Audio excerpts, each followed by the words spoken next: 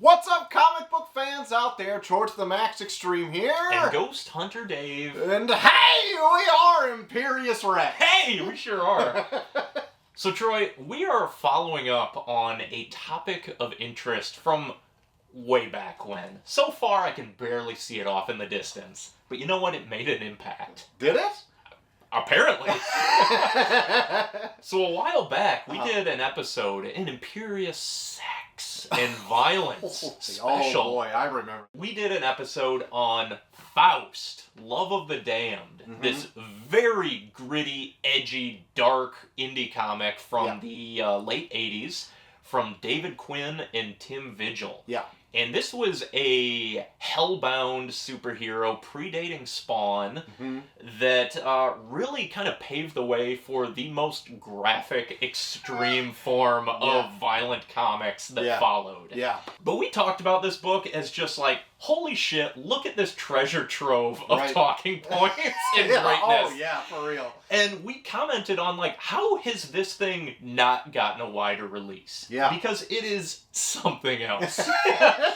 And we even impromptu said, like, let's start a fucking grassroots campaign and let's hashtag MakeFaustHard. MakeFaustHard. Like, get it going. Absolutely. Jesus. God, that would make my year. 2021. Yeah. Especially if we made it happen. Yeah. I would high-five you so fucking hard. Oh my God. It would be heard around the world. And lo and behold, someone did. Now, I don't want to take full credit. But half credit. Half credit we're okay with. Whatever small measure of credit that we could have possibly contributed to getting this word out and getting a campaign from David Quinn himself spearheaded this and kind of referenced our episode in getting this thing collected in a beautiful fucking hardcover omnibus. Yeah. Just what we wanted to happen. Apparently the gears were already turning at that moment, and serendipitously we find ourselves here with this beauty in our hands. Yeah. And look at this. We all made Faust hard. We did it. If there's anything we did this. We did this. And not only do we have all 15 issues of this groundbreaking adult comic. It emerges from her. He takes that and forces it into an anus. We also had the opportunity to chat with the writer of Faust, David Quinn. Yeah. Who was a wonderful gentleman. Boy. Not at all what you would expect. No. But we got to learn a lot about his background. Even, like, some detail into, like, what makes Faust. And it almost made me want to go back and read it again. Just from our chat. Be like, wow, I can come at this from a different angle now. A less horny angle. Now that you have a face to the name. Still horny, but still just horny. less horny. Yes. Yeah, obviously. Yeah. So, without burying the lead too much, we have kind of a off-brand episode of Imperius Rex here, where we are having a little chat with David Quinn, author of Faust, as he regales us with the stories of how this property came to be, what to expect in the future, the process of getting this all collected into this glorious hardcover. And very, very grateful that he gave us his time to talk about this. And guess what? Folks at home, you too can have this glorious hardcover in your own filthy mitts. Yeah. Very soon. Yes. So we're going to talk about that, how you can get it. I don't want to bury that. You can get it in previews. It's coming out. Place your order, you know. But we'll talk a little bit about the Kickstarter campaign that got it started. And if you missed out on that, you can still get a hold of it because it's coming to comic shops nationwide. That's right. So, without further ado, here's us and David Quinn. You guys and the guys from Comics Kayfabe or Cartoonist Kayfabe are both like doing the first announcements of this edition. So awesome. You guys have sort of the close scoop. Yeah, and they're good guys and you are good guys and you've all helped us out and you've all sent people our way and you've all done it with your own style and personality and humor and life. So it's great. Well, that's awesome, man. I'm glad to hear it. Glad we could, drum up any little bit of enthusiasm for the property. Yep. Thanks for having me, and I'm happy to offer what I can.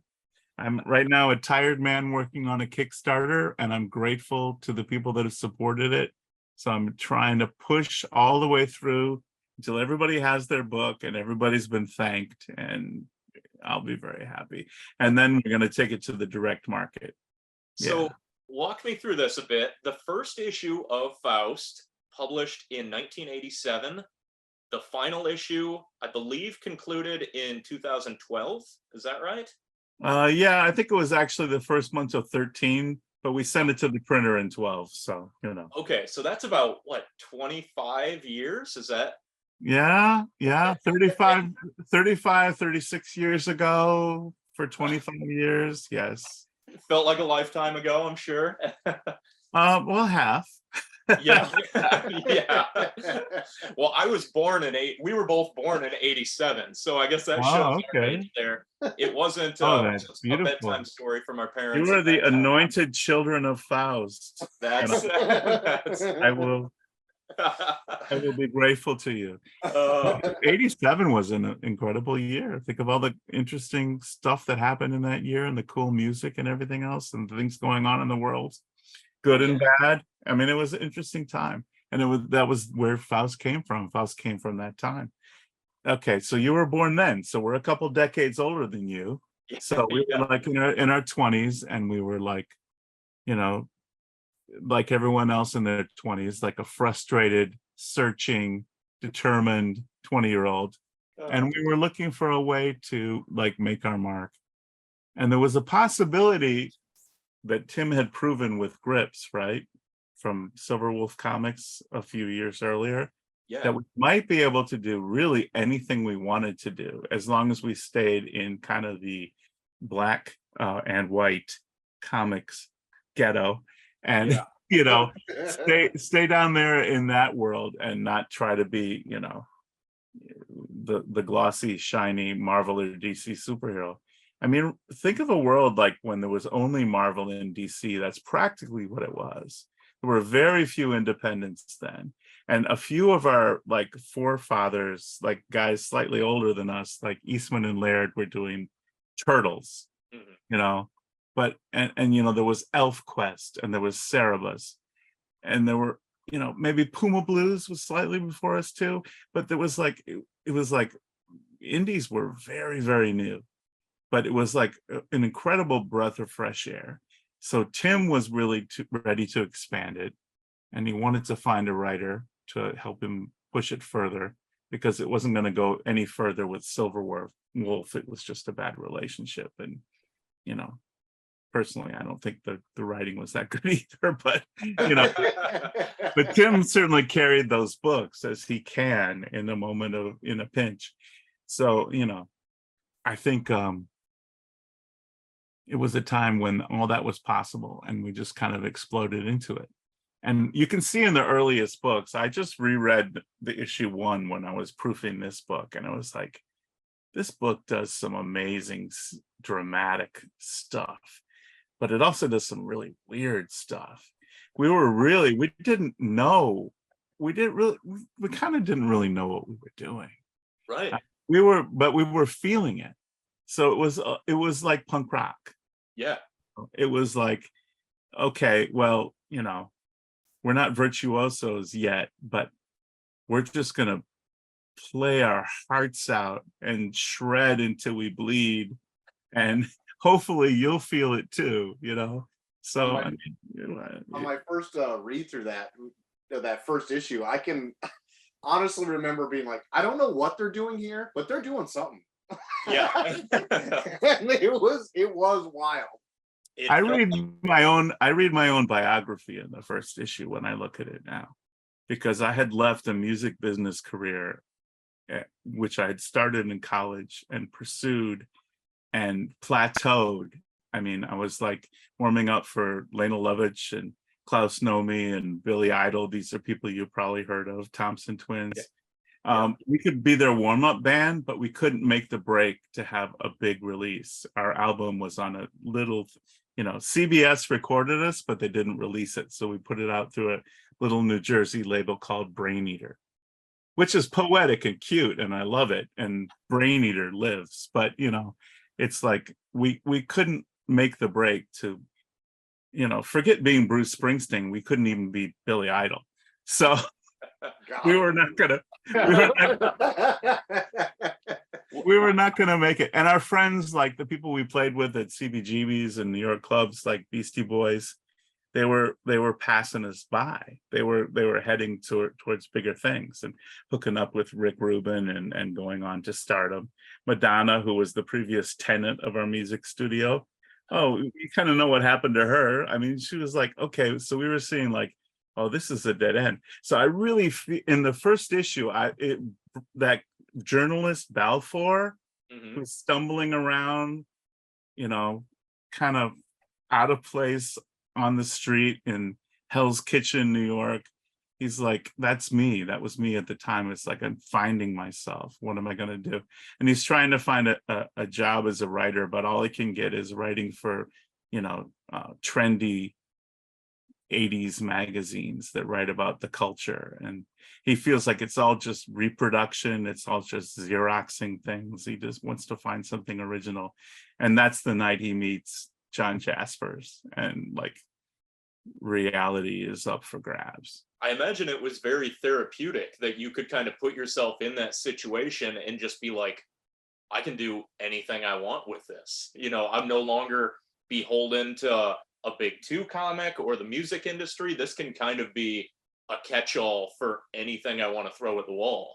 Oh, that's a great point. I think you got it. You hit it. And I think Tim felt the same way. At the time, Tim started putting the word liberty on his drawings, and I think he really felt like, okay, I'm going to be free now. I don't have to go, find a job in retail or find a job in corporate. Of course, later on, when comics crashed in the late 90s, I did do corporate consulting. So I've it's a constant deal with the devil. But, when I came back to it, I found ways to make it really, really pay, and retired early and then did more of my own stuff. So it worked out okay. That's great. You love to hear like the success stories of like, the Kevin Eastman and Peter Laird, where and I'm not making any comparison in terms of that, but like, you were all instrumental at that time of kind of paving the way for the indie comics that are very popular right now. I mean, Marvel and DC have kind of choked the pop culture market with the movies, but I would say indie comics are probably more well represented now than they were 30 years ago. Oh, you're right. Yeah, you're right. That creators can take them. And I feel that with the new stuff that I'm writing. Yeah. And the stuff that I'm writing stuff for my, longtime collaborator, Tim Vigil, which I hope he'll do. And I'm also writing stuff to work with other people because I feel like there's still opportunity. And like I say, I'm sort of semi-retired now. I don't do corporate writing anymore. I'm just doing my stuff. So I have a question. When you got to this point with Faust issue 1, and it was basically, a free pass to do whatever you want to do at that point, what prompted you to go as extreme as you did with that? Because to the best of my knowledge, there were not a whole lot of comics on the market at that time that looked like Faust. Yeah, I'm trying to think of one. I mean, the Cry for Dawn guys did deal with some transgressive, scary horror that would really get into serious, like, psychological shit and sexual shit. James O'Barr, of course, had done a, goth Taxi Driver Crow. Yeah. And Taxi Driver was written by Paul Schrader, who, I used to think that, like, people ask me questions in the old days, like, what famous writer would write Faust? Oh, I don't know. The guy who wrote Naked Lunch? Or the guy who wrote LA Confidential? But actually, by the time we did 777, The Wrath, I realized I had a lot in common with the kind of story that Paul Schrader was always trying to tell.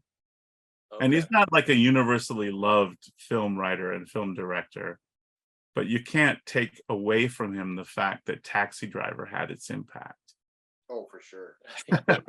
You know, I mean, okay, that like definitely was like, okay, that's a change in cinema. That's a landmark. To answer your question, I guess what I'm saying is like, that's something I wanted to do.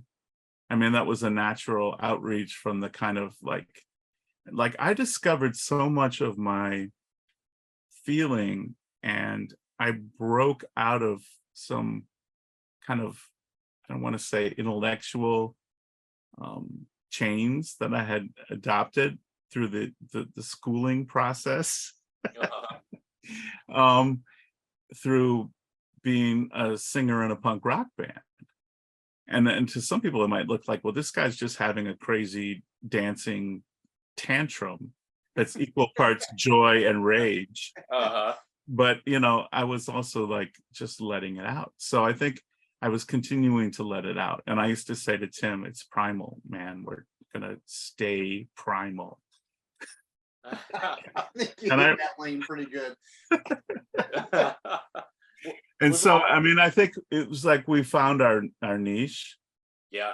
And then, you know, maybe even like, not to sound too crass, but I think there was a big response to it. So it was also like, okay, people have been hungry for this. Maybe they were sick of the fact that, you know, there were other heroes that pretended to be badass, but they always had to pull back. Right. So, and there were other anti-heroes who were crazy, but they were never really crazy. We contributed our thing. And in the end, I think it actually changed the whole comics culture. That might sound a little grand, I'm sorry. But, you know, I think we actually like, you know, nowadays, in our era now, you know, post Faust, the Joker is more crazy, right? And Wolverine is more dangerous. And Wolverine's like clone is more dangerous. And Spawn is basically Faust. Well, that's an interesting one. You know, I used to do a lot of conventions in the 90s, and I once interviewed Todd. It was like, well, this is going to be interesting. It was obvious he had never read my book, or I'm thinking any book. Which is what, there's no way he could have not have read your book. That is I don't think he read it that carefully, because it was really like he was just doing his thing. Todd was Todd, you know, is Todd. He does his thing. You could say the same thing to me. It's like, oh, that's kind of like Wolverine Daredevil, isn't it? Wolverine Daredevil Batman. Okay, I guess if you throw in the devil. So, you know, it's the same thing. Needless to say, like you picked your route you wanted to go to early on, because like maybe the best way to put it, there was a hole to fill if we could go that way. And yeah, people did flock to it. Maybe they were looking for this hole. There was a lot of holes waiting to be filled, you know, by Faust. Yeah, so I think way to jump to the hungry for the whole perspective. Yeah, you know, I'm always looking for. Have you read this book? It's very hungry. Yeah, okay. We had our chance to contribute something, and hopefully we did. And now here we are. And it took us a long time to get our shit together. I'll tell you the story. I had, when we hadn't even published Acts 14 and 15, I had a meeting with Titan Books in London. And I was trying to convince them to do it, because I thought, oh, global platform. Yeah. And we'll get outside a little bit of the, you know, occasionally we would feel the pressure to not do what we were doing, especially in the late 90s. It was like suddenly there are no adult books in the catalog. They all go in the adult ghetto supplement, which you have to, you know the secret password to get sent to you, you know. Yeah.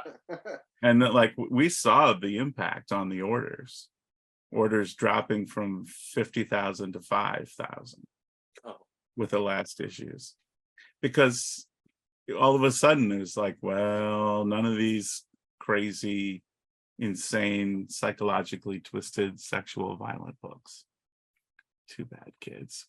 No, so I was a Titan and they were excited about it, but then a month later they got the Doctor Who deal, and it was like, okay, well, we'll get back to you.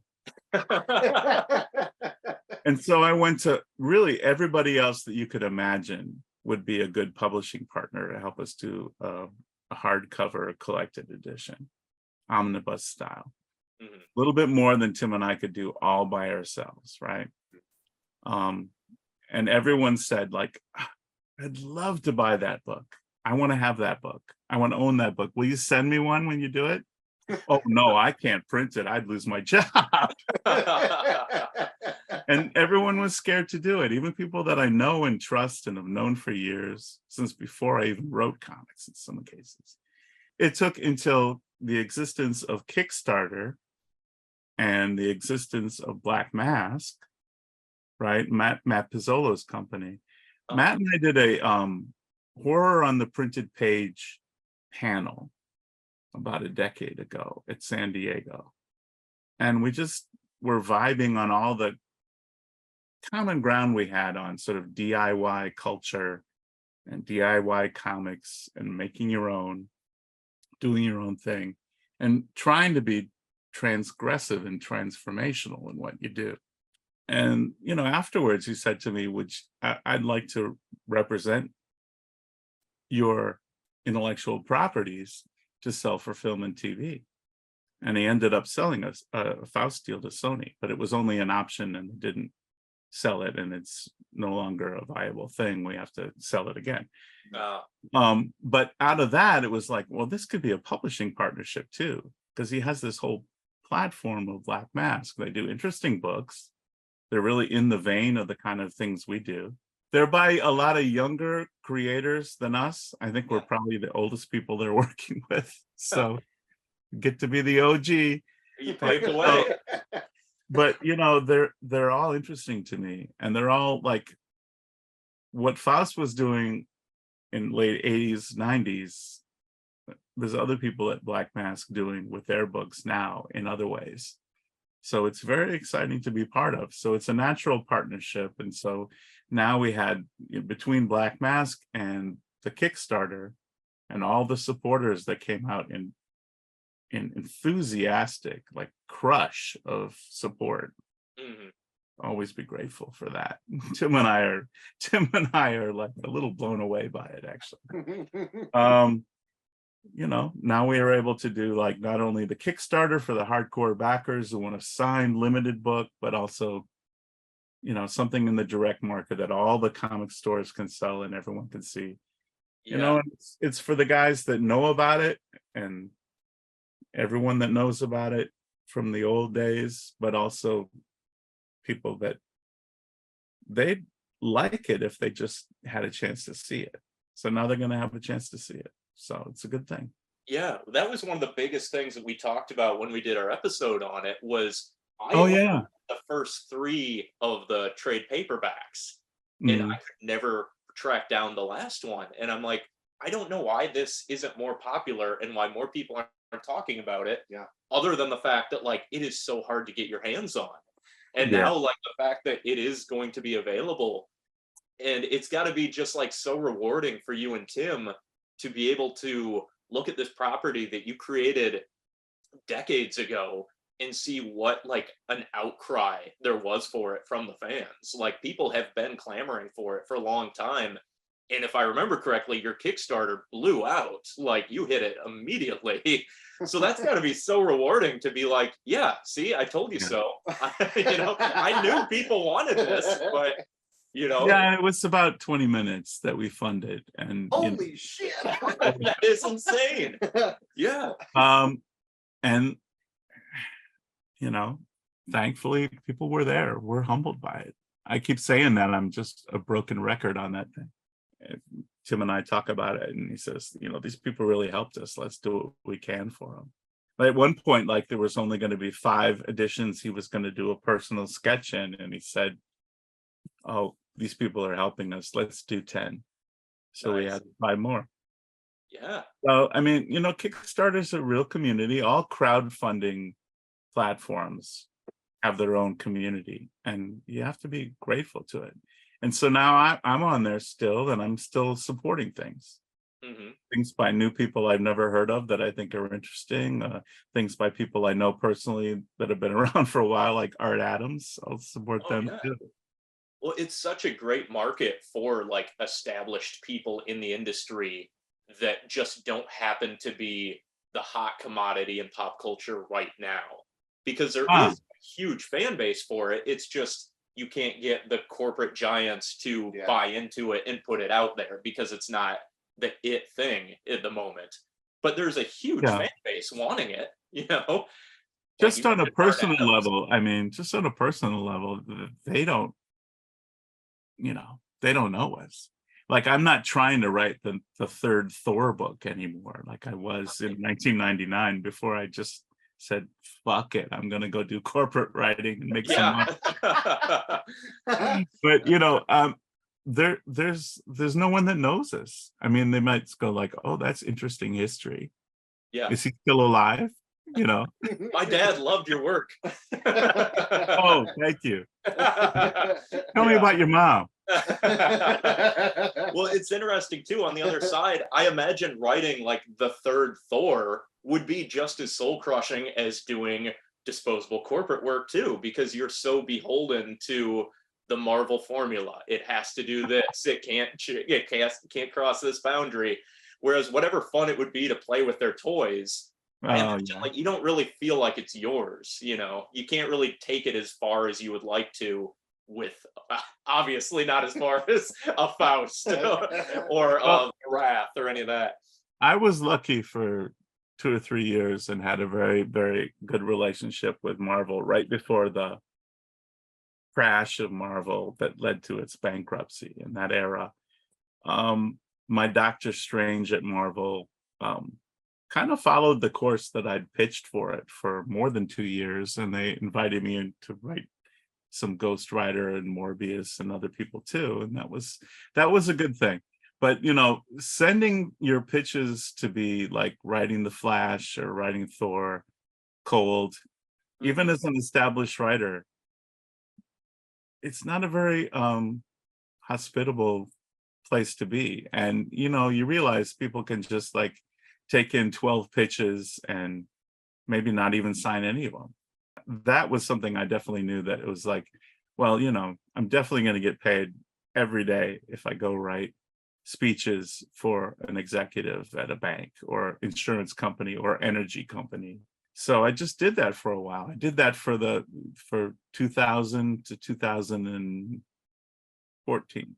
I imagine that's also very freeing because, like, that financially you're taken care of to the point where now it's fun to write for fun again. Like, you're not writing to pay the bills, you're writing the stuff you want to write. Hey man, it's just like, this might get really esoteric for people that aren't writers, but when I'm writing, life is good. Like, if I'm handling Kickstarter fulfillment or printing or all the other business that comes along with it, and marketing and everything else, communications with artists to make sure they finish their work and all that, none of that is like soul feeding. It's all just like getting the donuts made. And maybe even the guy that makes donuts enjoys that better than I enjoy getting people to show up for work. But damn, you're right. Like, being able to write, I've got some things I've been working on the last few years more slowly than I used to do. And when I would write at a white hot passion all night when I was in my 20s, not anymore. But now I like find time that's quiet in the morning and in the afternoon, maybe at the night. I'm like circling way back to your punk rock upbringing. And so Ed Piskor compared Faust to the Ramones. He said Faust was his Ramones. Did you expect this book to stand that test of time, to still be talked about in that punk rock vernacular 30 years later? and when you were writing it, those first issues, did you ever foresee what it might become, that this could be regarded as like one of those influential indie comics even today? Oh no, I don't think I did. Honestly, I think I don't know whether it was humility or just like blindness, but I was really purely just thinking like it's like writing one of my songs, writing one of my plays. I'm just gonna bring a story and try to have some kind of a experience that really will make you feel like shit, anything could happen. What is going on? I'm a Yeah. little bit confused, but this is really entertaining. Whoa, what the fuck was that? All the things that are like sort of, I said all those exciting. On one page. I just reread Faust 1, and I'm not gonna do too many like self strokes here, but it's actually like this is really raw, and this is written by a very young person in writing comics, a very new person in writing comics. But there's so much intense fun stuff here. Yeah. People go through a lot of stuff, and the transitions are like abrupt but cool. Hmm. And then the guy sings James Brown and kills people. Yeah. It does. Like, it really does. I think raw is the best word for it, because it's so unpolished, and that's like all of its charm, because it's so unlike most books that you would read there, where it's like, I don't know where this is going. My partner both inspired that and also continued to meet me there. We continued to push each other over the years. Tim and I would like always push each other to like make people feel more, put it more in their face, get it out there, make sure that it's really emotional and dramatic. Don't just have it just be, something that seems like a predictable sort of cop show scene. Really give it a twist that's really confrontational. Not only just the way he drew it, but also the way he would like work with me together on what was going to happen. Yeah, talk about that creative process between the two a little bit. Like, as it came time to plot the story out, it sounds like it was kind of, we're just going to keep going, and then this happens, and then this. Was there ever the ending in sight? Did you know how it was going to wrap up, or did you just find it as you went? Yeah. I would continuously like plot out sort of an arc that I thought it was going to take. But we would always talk about everything. And I would always pay attention to something that Tim might want to see in a different way.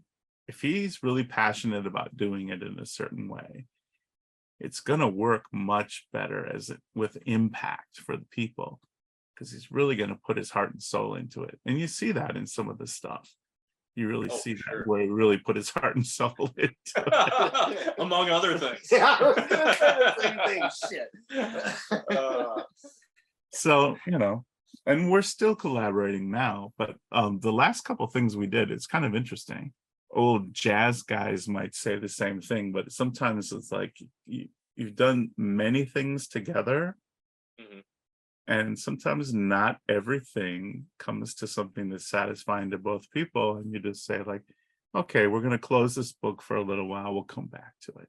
And we've done that with a couple of things in recent years. We've also found some very fun things.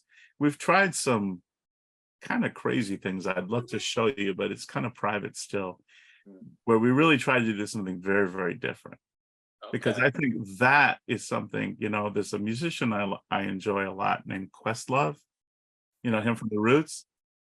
And he's pretty smart about collaboration. And he sometimes says, if you can't be creative in your normal way, try something different. Pretend you're somebody else. Pretend you're playing something else. Pretend you're being someone else playing a different thing, and try that. And so I had proposed a few things to Vigil that were completely different, because I thought, well, this will be fresh. Let's see what we can do in our way with something that's not what you'd expect from us. And it's not spoiling the story to say that one of them was like a sword and sorcery thing. Okay. But with our kinds of characters. One of them was actually a funny animal thing. Oh my Really? God. Fingers crossed for like a Care Bears type of. No. That would be outside of Tim's wheelhouse, I think.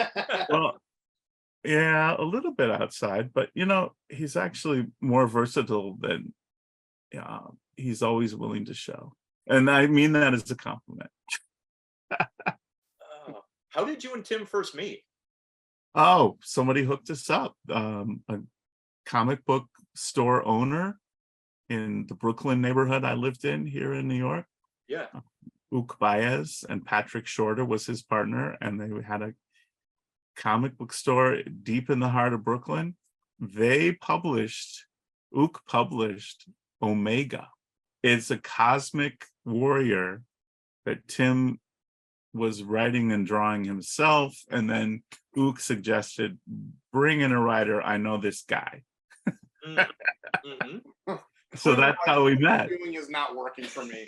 Well, he just thought that I was a playwright at the time and a musician, and Ook knew that I was interested in writing, and I was always writing these weird plays about hell.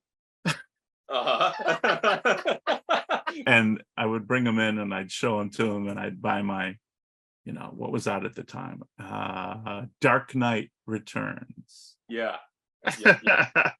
So it was that time. It was a creative time in comics. And so Ook said, you got to meet this guy.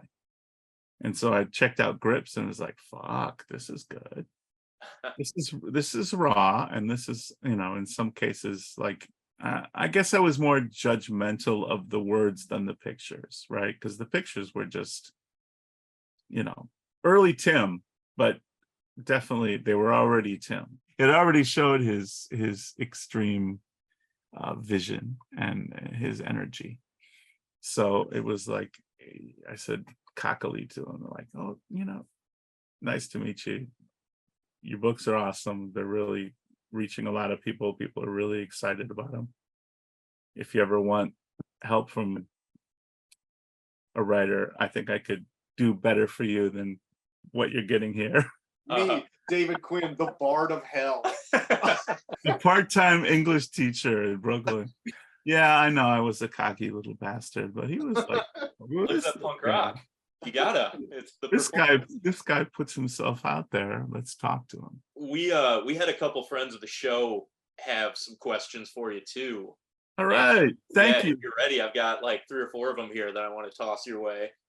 The first one. Yes. No. Yep, you nailed it. There we go. First try.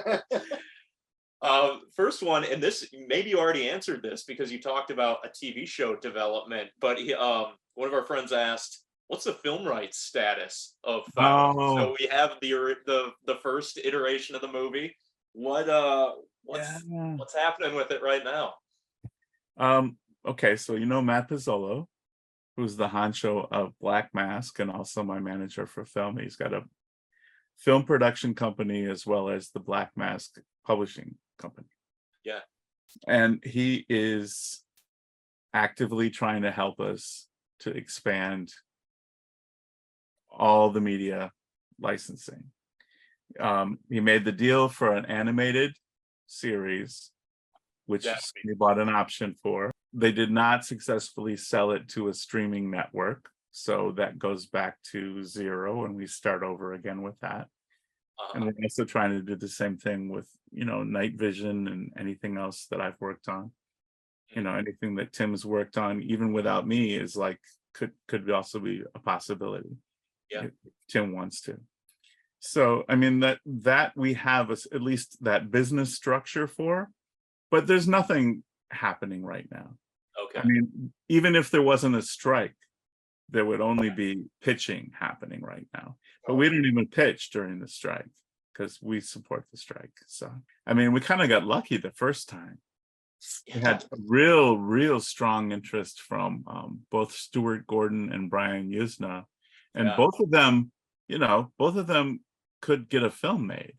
At the time, Honey, I Shrunk the Kids was a hit, right? So they had a Disney office. So we were working on the FAUST film sitting in the Disney office.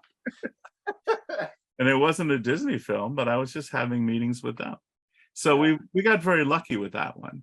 Where we didn't get lucky with that one, if you've seen the movie, I mean, it does kind of look like they ran out of time and they ran out of money, and they could have used some more money, and it could have been better. But we were very proud it got made, so it's pretty exciting. And a lot of people find a lot of very fun things in it. I'm happy that I wrote the script, and you hear people actually saying my words. You know how rare that is for someone to actually write the script to their own movie. Oh, That's pretty. When they're just a 20-something-year-old, comic book writer. That was the score. Well, it's wild, like, for whatever faults that movie has, which we won't number them, but that was my first exposure to Faust. I remember when I was a young kid, I went to our video store, I grabbed it, and I watched it, and I was like, that was something. But I saw it based on a comic book, and I was like, I bet you that comic book's pretty cool, though. And I went and I tracked down the first 2 volumes from Broken Halos. Yeah. And I bought it, and I was like, and that was Faust. And then I remember, like, I shared it with a friend in school, and he grew up to be like a tattoo artist, and he was drawing panels from Faust in homeroom. When we would travel, if I had a Faust t-shirt on, this. Mm-hmm. I have that one up in the closet too. We would always have somebody say to us, like, what is that? Right? Is that like a satanic band? Do you worship the devil? Yeah. No, we like horror comics. Did you know the devil was like fiction? And then smart ass. Go back to New York, punk. But yeah, I remember like stumbling on it, and I was like, Jeffrey Combs is in it, and it's from Brian Yunza, and I was a big Reanimator fan at that age, so I was like, as a big like schlocky B-movie horror fan, I could see the faults in it, but you could also squint and appreciate it for what it set out to be. It didn't have everything going for it, but like it came from good roots, I think. Yeah. You can see the passion in it. I'm going to tell you right now, I watched it semi-recently. I had a great time watching it. Oh. I loved the whole thing. Yeah. Better in German. Yeah, that's real metal. Speaking of metal there, the music in the film, super hardcore heavy metal. Yes. From a punk rock background, you have James Brown in the comic. Like, what is the optimum Faust soundtrack that like someone would put on while they're enjoying the comic? All of that. Everything. Yeah. I mean, the romantic classical, the Wagnerian operatic classical. Faust is like very operatic in its style. If you like look at it, it's like, well, this is kind of extreme stuff. This is like this is not Twilight Zone. This is Rocky Horror Picture Show. It's like it's over the top, operatic, crazy superhero, crazy drag show, all that stuff. It's everything over the top. Yeah. So I mean, I would go with everything, and that's what I listen to. I mean, I listen to rock, soul, hip hop. Some of the really old stuff that's older than me, I still know music of the 1940s and 50s. Mm-hmm. Love 1950s jazz music, the cool jazz. I love the metal. I don't listen to the metal when I'm writing. That is definitely you only want to listen to that when you're just going to be jumping up and down to it. So, but yeah, I mean, reading Faust, all that stuff plays in. And we had fun. I mean, you could almost say it was accidental that Papa's Got a Brand New Bag dominates the first issue. Yeah.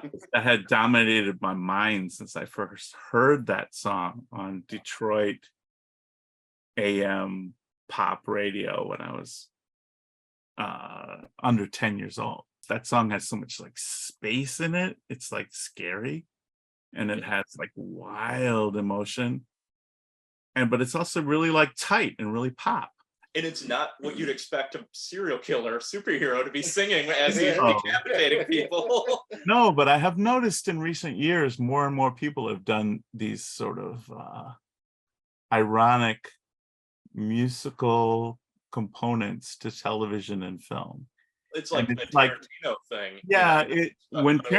Tarantino came along, it definitely felt like, okay, we're not the only one who like is ironic about the music they choose, you know. You mentioned how big a role music plays, and just flipping through that, you've got Yeah. the disc jockey there, and Mhm. sometimes when I read comics, I have a hard time uh visualizing what's an audio version of visualizing hearing music on Mhm. through text.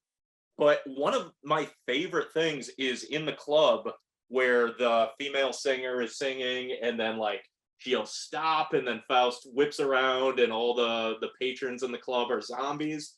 That is one of my favorite moments of this book, and I think the plotting and the lead up of the lyrics going through the whole thing, I think are phenomenal. Some of the best I've ever seen in comic books. Oh, that's so cool. I'm happy to hear that because I I felt like when you're in a song performing, it's kind of like a dream Hmm. and it's kind of not real and time is not normal. And so I was able to kind of see all this stuff. And also I was always trying to make it interesting for the reader and the illustrator Yeah. do more than just like have people in a club going crazy. Because you could put that in a movie and all the sweat on people and the people dancing, it could get intense. But in a comic, that's not going to translate as quickly as if something is really extreme. Matt Pizzola says like Faust is a great unreliable narrator. Like you don't know if what he's seeing is real Yeah. or not real. Tim and I both had that like deep in our DNA, like that was part of the story. We didn't even think about it. It just always occurred. Hallucinations always occurred. Visions that may not be true or not always occurred. It felt so cinematic to the point where like I can just picture this as a movie montage, and not that one is more valid than the other, like, oh, good job, your comic was like a movie. But it gave this full like auditory and visual experience through just pictures and words, which I think is a hard thing to achieve in comic books. Yeah, cool.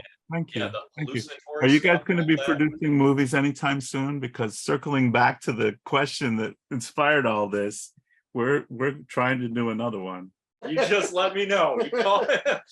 You tell me where and when. I'll be there. Okay. And I would love to play a corpse. You're working your way up to it right now.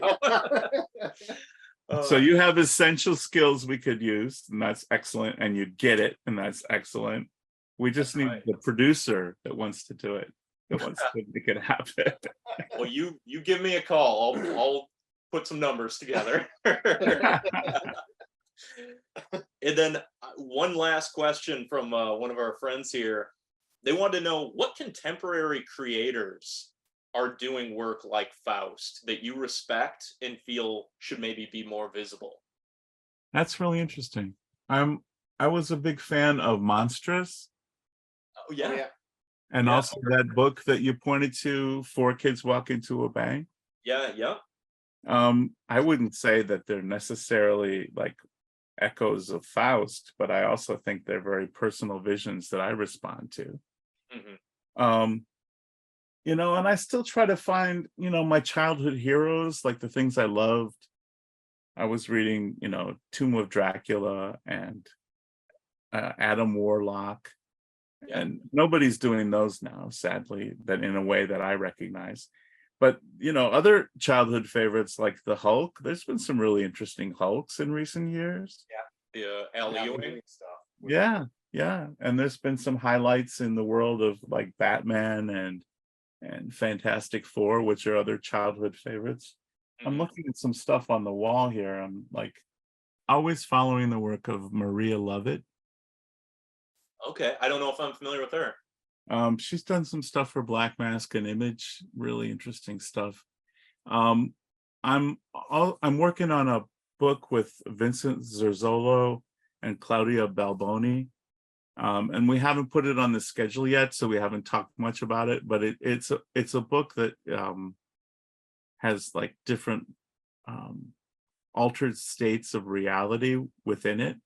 Oh, cool. It's not an adult book in the sense of Faust and like extremely twisted psychologically and sexually and violently.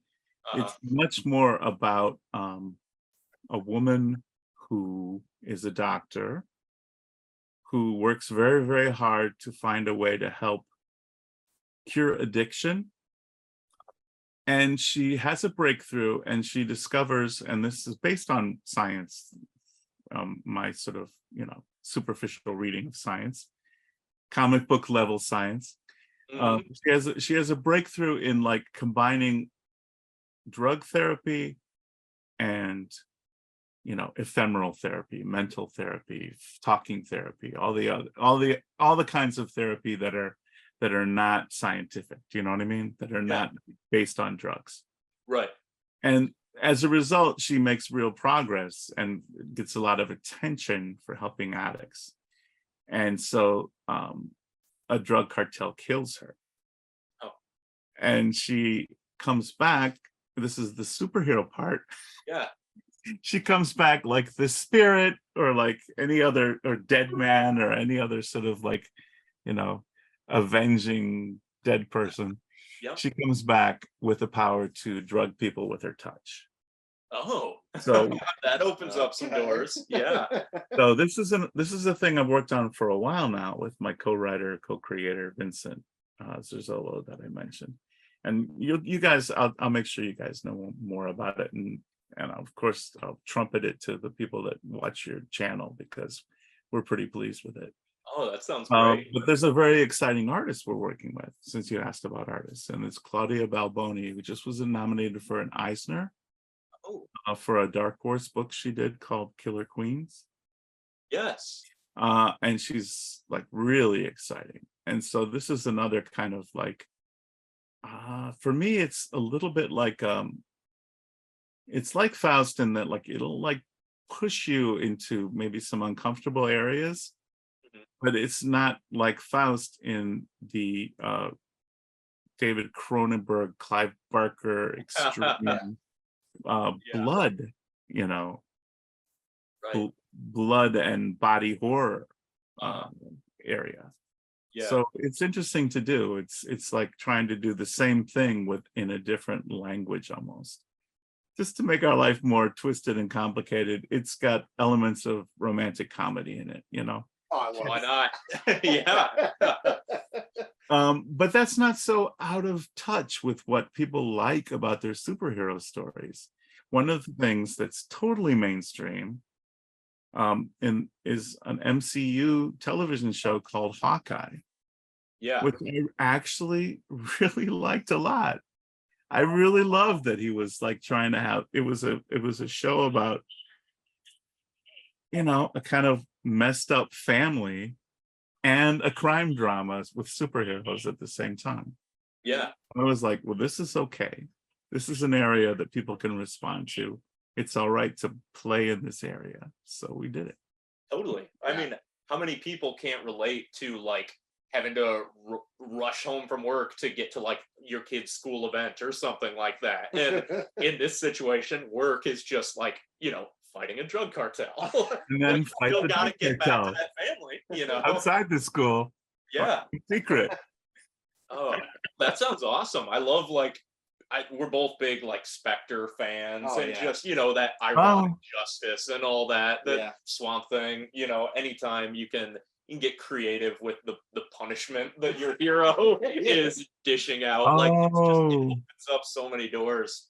Did you guys read the Alan Moore Swamp Thing?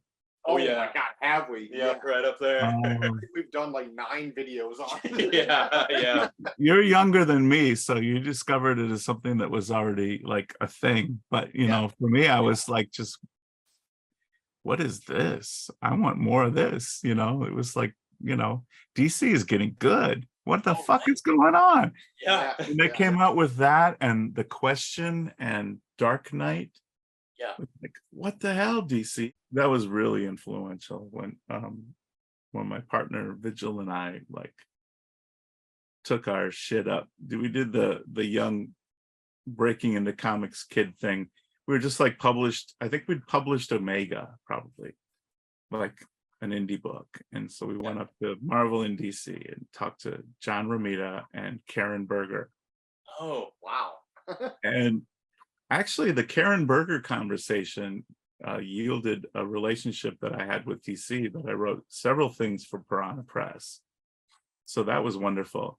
And the John Romita relationship was just like, okay, meeting one of the guys that held Marvel together.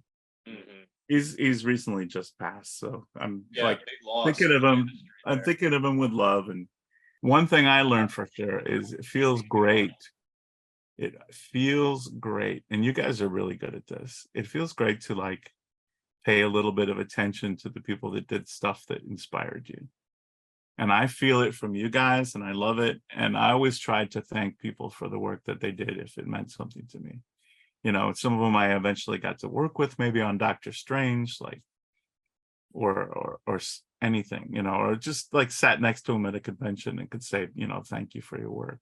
And that means a lot to people. Well, on that note, thank you for Faust, because like, you know, like it is something that, you know, I read as a kid. It made an impact. I returned to it as an adult. We did an episode on it. It brought us here talking to you. And it's still one of those things that, like, yeah, I enjoy the hell out of that book. I love that I'm going to have this copy and the Kickstarter copy on my shelf that I can like pull down and flip through and reminisce about, because like it has this emotional impact for me.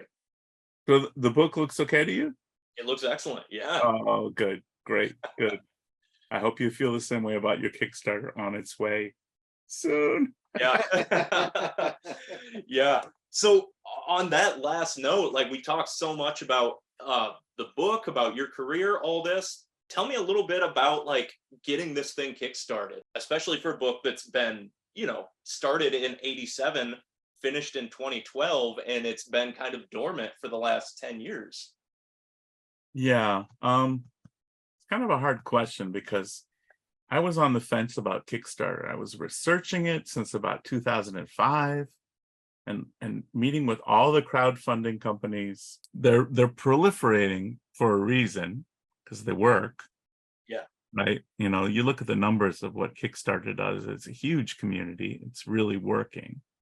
And it's serving people that want to follow things that the market doesn't necessarily support from traditional publishers. But I didn't think we needed it, actually, because I'd save some money for printing. But it's about much more than printing. Once we join the crowdfunding community, without a doubt, it was like building a community of people that would support it. You know what I'm saying? It was like it's its own marketing practically. Dozens of people from the very beginning were saying, like, why did you do a limited edition? It's not going to be enough. I'm not going to get mine. Oh, I missed it. I didn't know about this. And that, of course, is terribly frustrating, because, you know, the person who said that is frustrated, and you're frustrated because you told every single so-called comic news site, Right. Yeah. you know, about it, and not everyone responded like you guys did, and cartoonist Kayfabe did, and a few other people did, but so many people just ignored it because it wasn't a monthly Marvel DC Image book. It was something I was slow to come to, but I think Vigil kind of convinced me. He was like, we can do this, let's do this. I think he'd seen other people he knows do it successfully. And it was a decision to take, because I'm kind of the person that's more about the marketing and the business logistics than Tim was more about the vision and the creating all the artwork. And we've just sort of got this natural sort of long-term division of labor that sort of, it comes down to that. Like, you handle that and I'll handle this, and we'll come together and we'll agree on what we want to do. Right. So, you know, it was going to be a lot of work, but when I saw the support, I thought, this is worth it. This is worth it. It didn't help that it was, and these are all special circumstances, right? extremely adult content during COVID, during supply chain Oh, Jesus, yeah. worries as a result of COVID, Yeah, during labor shortages as a result of COVID. I mean, all that slowed us down quite a lot. And then our first printer in Korea looked like fantastic, going to print the book, high quality, low cost. And then once we were just about ready to send them all the files ready to print, it was like, no, we're not. There's this kind of material can't be printed in Korea anymore. Oh my God, yeah. You didn't do a fucking Google search? So we had already started getting people's money in to buy it, and we were losing our printer. Oh, I remember some of the updates. It was a scramble. Around last minute there. Yeah, it was a scramble for a couple of months with print brokers and other printers trying to help us. And, you know, Korea is not the only country that it wouldn't print it. Texas wouldn't print it either. We have a great printer down in Texas that's like, come back to us when it's not this kind of content. Texas, I can understand. So anyway, you know, Kickstarter was a lot of work. And I'm actually eager to have a year next year where I'm maybe not doing a Kickstarter. Yeah. I can write more and be creative more, because I'll be a little bit less in my business head. Because maybe it's a weakness of mine, but when I have to get into the total business head, it takes me a while to come back to this sort of zen, for lack of a better word, of creativity. Oh yeah. I have to calm myself out. I have to go do some exercise and come back down and come into it and approach it as like, just write something and you could fix it later, which is like the magic, right? Because that puts you in touch with the universal creativity. If you're coming to it like it has to be perfect, you'll never do anything. But if you tell yourself, write it now, write something, fix it fucking later. Don't, you know, then I'll like, it's written right here on a piece of paper taped to my computer. I need to see it every day, because that's what it comes to, you know, when you have to get out of the business head and the making phone calls head and the chasing the printer head, and, you know. Yeah, because those are all tasks that have to be completed, whereas writing is like finding the voice and finding the idea. It isn't something that you just do. So, yeah, I can see why that takes like this little come down period there. Well, I can do both. I feel lucky that I can do both, but it really takes some discipline that I don't always have right away. I have to find it every day. You have to start over every damn day. But every writer I met when I was first writing, they all said the same thing. You know, you wrote something you're proud of? Good. You got to start all over from nothing tomorrow. Yeah. So then to just kind of wrap up the entire conversation, right now. My mind. What? Oh no, we killed him. Well, he had a good up. There is no conclusion. I was going to ask you, what are you most proud of with this book, with this whole project? The Kickstarter from the inception back in the 80s, like looking back on Faust. What do you think back of fondly? That's a great question.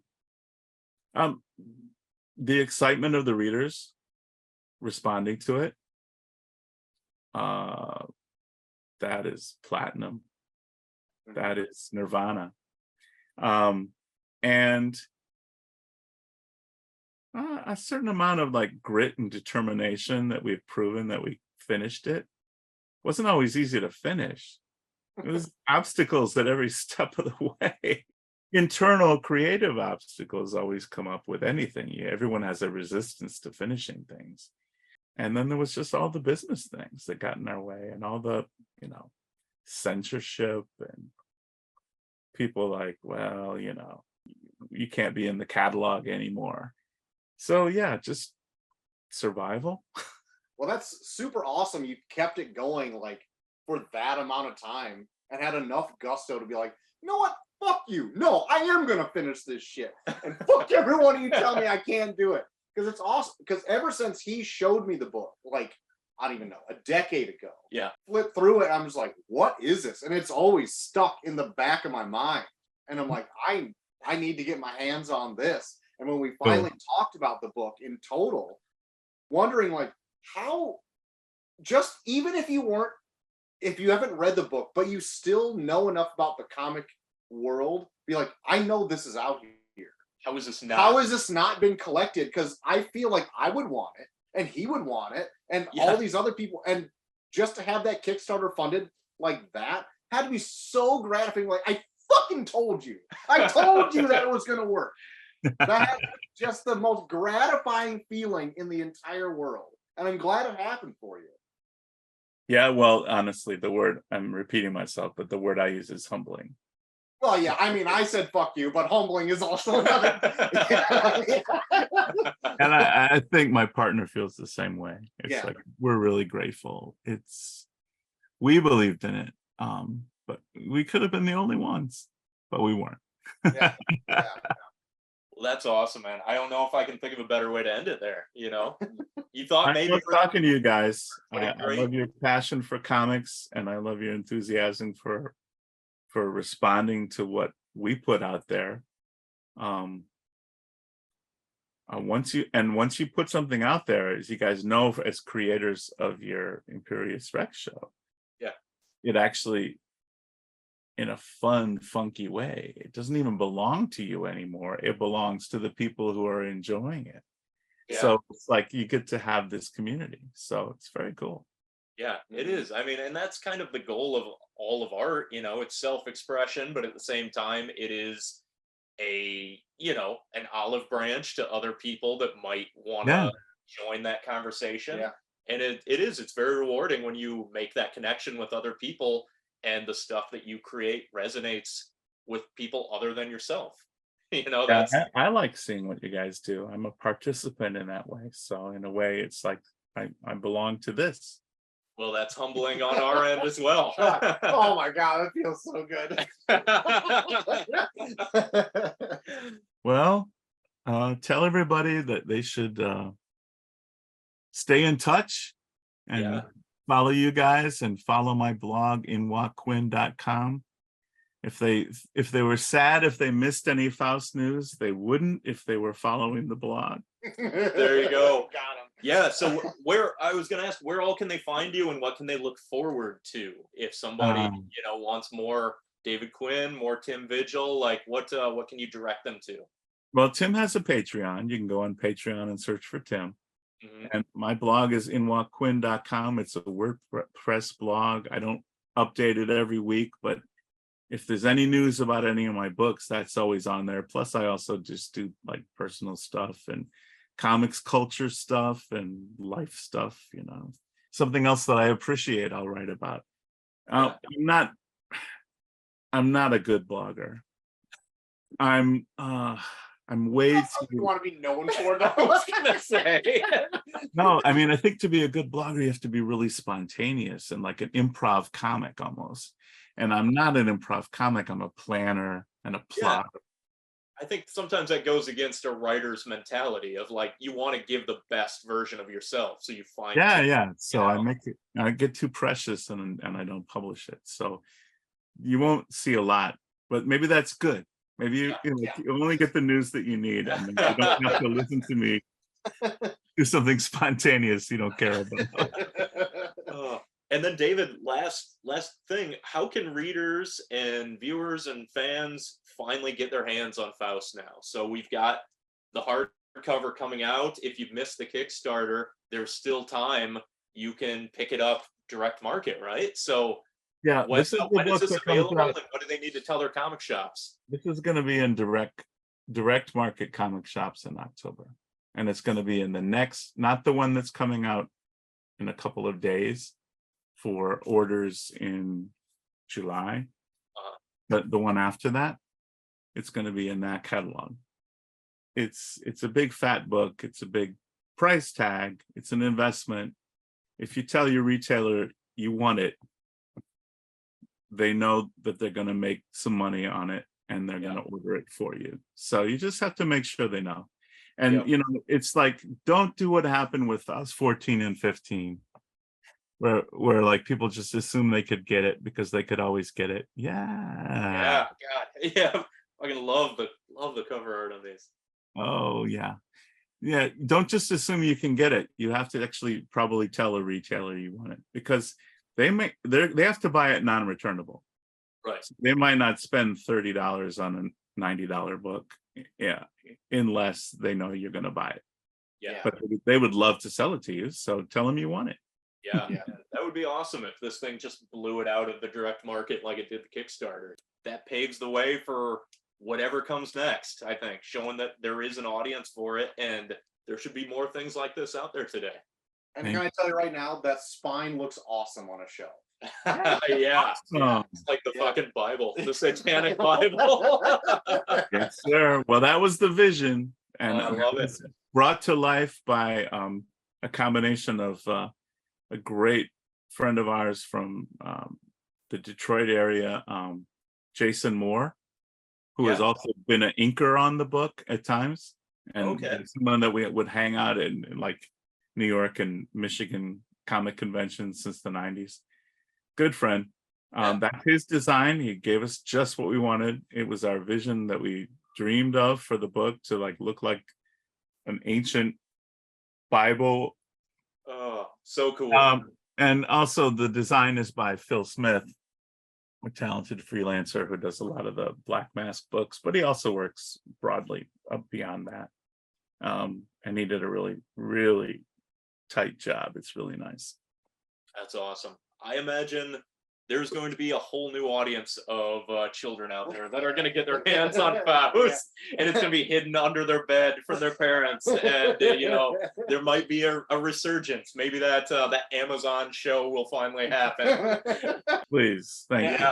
You know, there's Invincible out there. How far removed is that from Faust? Oh, trust me, we use Invincible and The Boys as comps all the time. We even actually kind of sort of brag, like, you know, these books followed Faust. And we're in a world now where, like, it's crazy that the general audience knows comics like the comic nerd audience knew comics in the 80s. You know, like pop culture and movies and TV have caught up to that, where now you can do fun, edgy shit that you would never think of before, because everyone has had that generic groundwork already laid, where you can be like, well, yeah, but now we can have a Superman that fucking kills people. And now we can have like a guy from hell slashing people up, because like, you know, the basis from that. So like, now let's do the polar opposite of it. Yeah, it's a fun time to be a part of, and it's cool that you could both kind of kick that off in the printed form and maybe, you know, return to it in another medium down the line. We like, hope so. The world has caught up to you. Fun to be part of. I'll quote you on that. There you go. Yeah, I'm happy to provide a quote. Guys, this has been great. Thanks a lot. Thank you so any much. follow-ups you want to ask, call me anytime. And people who also watch your show and have a question can reach me through that blog. So it's been a blast. Thank you, and have a great night. Thank you very much. All right. See you, man. Bye. Bye.